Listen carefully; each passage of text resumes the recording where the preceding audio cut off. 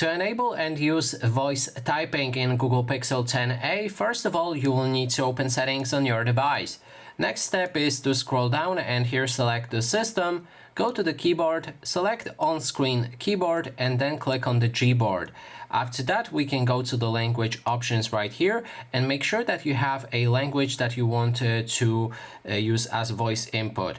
When you have that language, scroll down to voice typing, make sure that this option is enabled, and then you can optionally enable or disable faster voice typing by downloading the dictation data on your device.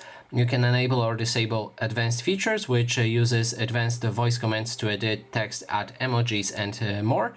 And you can also add punctuations to your text. Now finally, when you have those options, let's go and open our keyboard. And here, if you don't see a microphone button, as you can see, there's no microphone button for me. We need to also go back. So go back to the keyboard settings right here.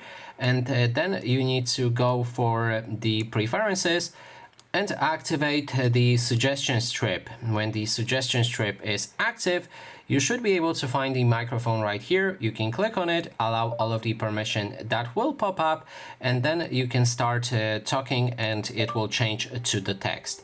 And that is basically everything. Thanks so much for watching.